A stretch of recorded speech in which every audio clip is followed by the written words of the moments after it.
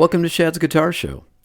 Whether it's the gear or the players who made the gear famous, join me each week as we discuss all things guitar. Well, hey there, what's up everybody? Thanks for joining me for another episode of Shad's Guitar Show. I'm so glad you're here with me today for a discussion about a pretty legendary guitar. Now, there are players out there who are associated with a certain guitar. Certainly we can think of those pretty easily, whether it's SRV's number one or Jimmy Page's Les Paul or, maybe Eric Clapton and Blackie.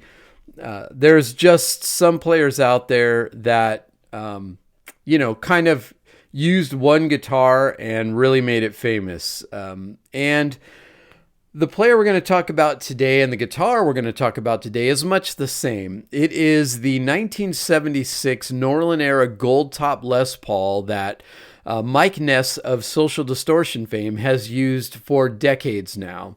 And it's a pretty iconic guitar, and I just wanted to dive into it. And kind of because with my brand Retro Sound Guitars, I made a little tribute to that guitar. I did a gold top. I got the stickers. I think it turned out pretty cool. And during that process, I was kind of researching Mike's guitar and thought, you know what, this would be a pretty cool episode for anybody who's interested in Social Distortion or punk rock or anything like that. So let's dive in without further ado and discuss a little bit about Mike Ness's gold top Les Paul.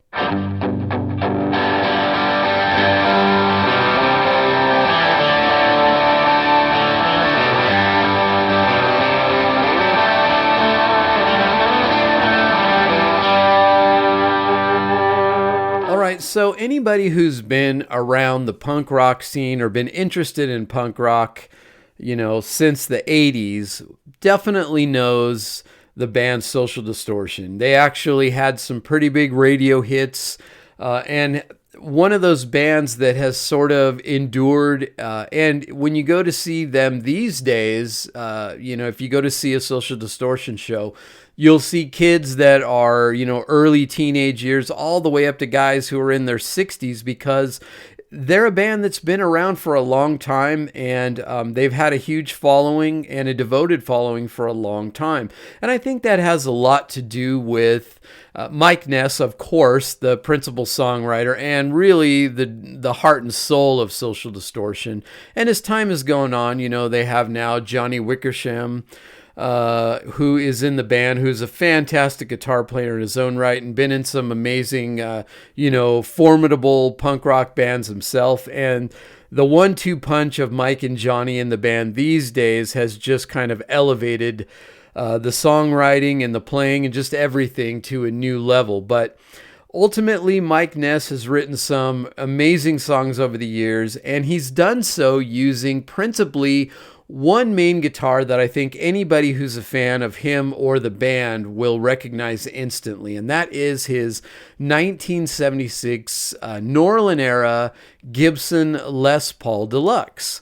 So as you may or may not know, during the Norlin era, especially when Mike's guitar was built, they were using what was called a pancake body. So they had a mahogany slab, and then a maple slab in the middle, and then another slab of mahogany, so kind of like a sandwich.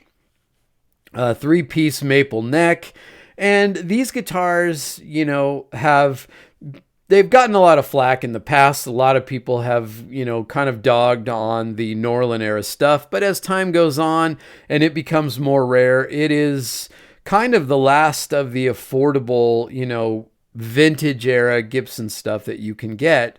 And I think people are starting to recognize that there are some really cool guitars out there. Now, certainly the 70s had its share of dogs when it comes to Gibson and Fender, to be fair, and other companies as well.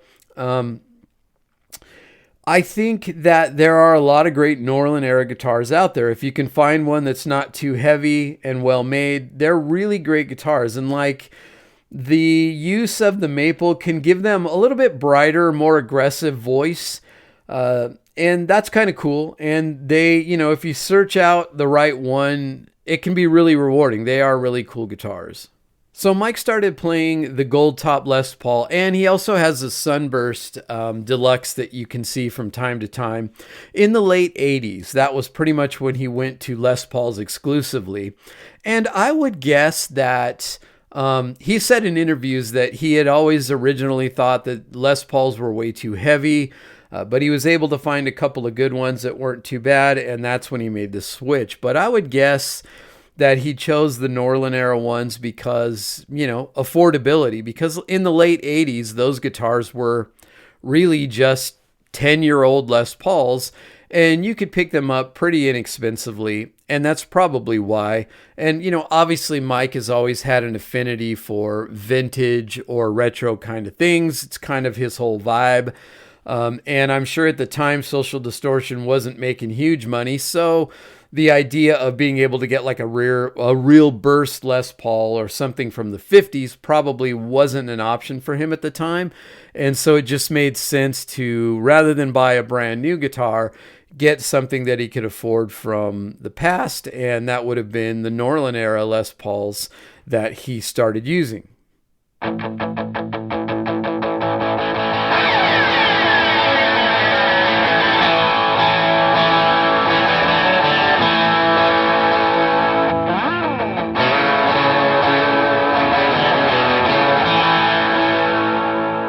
All right, so one of the main differences that you're going to find with Mike's Gold Top that you won't find with the majority of 1976 Les Paul Deluxes is that those guitars are going to have mini humbuckers in them. But anybody who knows Mike's guitar will note that he has P90s in his.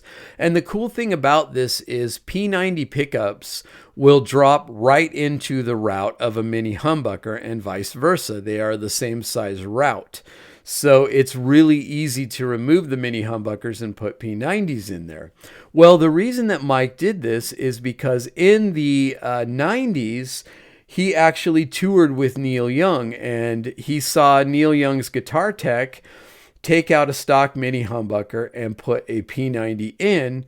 And Mike was instantly sold on that tone and went ahead and did the same thing to his own Deluxe.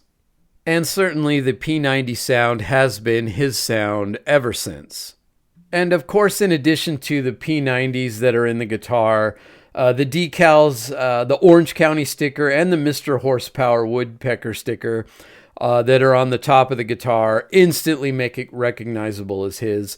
And the guitar is obviously incredibly worn from decades of touring and playing that guitar. And it's just a super, super cool guitar. And I have to say it was super cool that Gibson recognized Mike Ness's and Social Distortion's kind of, unique contributions to rock and roll and punk rock. And they actually did a release of a signature Mike Ness Les Paul that was produced in 2022, which was an exact replica from the custom shop. Really, really cool. They even went so far as to do the pancake body and three-piece maple neck, which I thought was really cool. Unfortunately, they priced those guitars so high that I think a lot of people that are big fans were just not able to acquire one. But I've always thought it would be cool to own one, or if nothing else, at least be able to get my hands on one and play it. And that's kind of why I decided I wanted to do a version of it with Retro Sound Guitars, my guitar company. And I think it turned out pretty cool. It's in the spirit of Mike's guitar. I actually did a special version, so it's a flat top with binding and P90s. And I got the Orange County and the Mr. Horsepower stickers for the top. I did a little aging on it, but I'm kind of leaving that up to the new owner. So I'm really happy with how that guitar came out. If you want to check it out, head over to Instagram to Shad's Guitar Show, and you can see the guitar. I've got it posted there. It's also on the Retro Sound Guitars Instagram page, which follow me there if you're not already. And I'll be doing some demos with it and posting those on YouTube shortly. Mike Ness's Gold Top Les Paul isn't just another guitar. It's a piece of punk rock lore.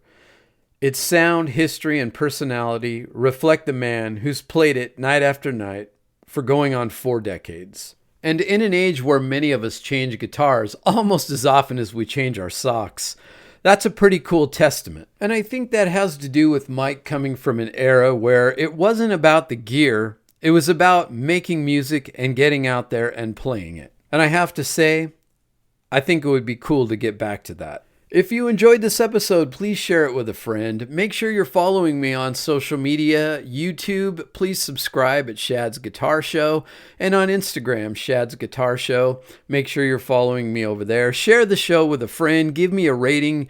Whatever you can do to help me out, I would greatly appreciate it. And as always, I really appreciate you guys being along for the ride, and I will talk to you guys next time.